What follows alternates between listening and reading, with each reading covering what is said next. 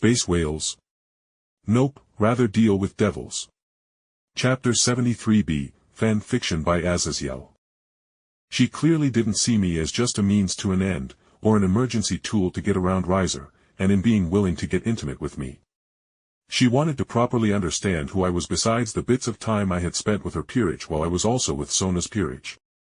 But soon enough, both Rias and Akeno were back to getting their shit kicked in. Quite literally by Koneko, while Kiba was training in fighting and keeping up his speed under enhanced gravity. Leaving me bored for only a couple of minutes until Achika poked her head into the room. "Hey Jake, mind if I come in?" she asked with a raised eyebrow. I chuckled and said, "Yeah sure, Achika, come on in."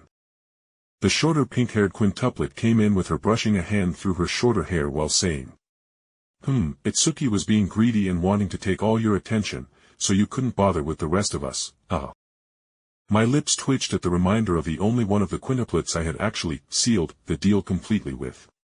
But I just patted the bed beside me as I sat up and said, "Well, Achika, how about you come sit next to me and we can watch some devil tube or something?"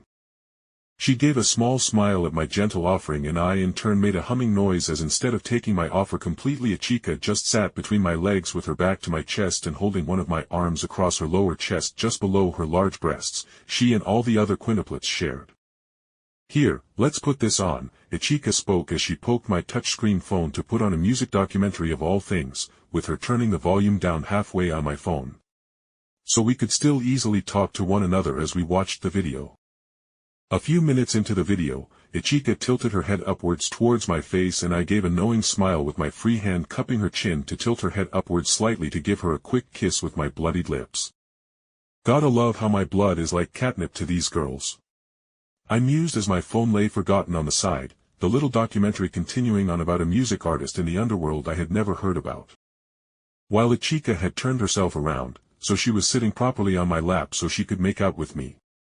And after a bit of making out, our kissing moved ahead as one hand entered Achika's sleeping gown and started playing with one of her soft breasts while Achika's fangs pierced my neck and she moaned at drinking my blood so directly. It's a good thing Aqua's blessing is tied to basically a spell implanted on my soul, it isn't actually ingrained into my body and magic. I thought as should that have happened. I would have needed to get rid of Aqua's blessing lest the holy aura hurt the quintuplets. And along with Sona and her peerage. Soon enough, Achika fell into a relaxed stupor against me with all the blood she had absorbed, making me hum as I could feel her own magic slowly growing from within herself after digesting my blood. A handsome man to snuggle with, and feeling so comfortably full. Now, if only I had my own bedroom, my life would be perfect. Achika chuckled to herself, making me huff in amusement at how easily made content she was. I gave Achika a gentle pat on her backside, making her look at me with a pout as I spoke. "Well, I have a literal 20-bedroom mansion being built in the next week. So you will have your own room, don't worry. Thank all the gods the supernatural building corporations had magic to speed up building such buildings. Though the biggest cost was the wards I paid to have built onto the property to keep out chaff and mundane humans from the property." After Achika had her time, I then spent a similar amount of time, around half an hour to 45 minutes with each of the quintuplets, with each one fooling around with me and drinking some of my blood to some level. Besides, Itsuki anyway. She having a full soul bond/contract and being a bit too much of a tsundere needed to be bullied a bit and then smothered with affection. AKA put directly into a mating press until hearts appeared in her eyes and she melted into an affectionate puddle. But after making sure all of the Nakano girls were well fed and ready to go, I got them all dressed up in enchanted hoodies and clothes that would protect them from sunlight, as we would likely enter the world of Dolu Dalu during the daytime. Alright. Remember, girls, this world runs literally off people screaming to the heavens their pride. If someone starts trouble, kill them and destroy the body, and wear the isolation gloves to throw an exorcism plaque where they died to send off any soul remnants. I spoke seriously as we stood in a circle, as we prepared to leave. Despite Dolu Dalu being a much more chill cultivation universe. And in the later novels being a weird as hell Star Wars cultivation ripoff. They were still literally cultivators with noble clans and shit that had the typical young masters and unreasonable elders. Any questions before we go? I asked with finality. The girls shared a look before Mash asked bluntly. So go full lethal unless specified in all engagements? To which I firmly nodded.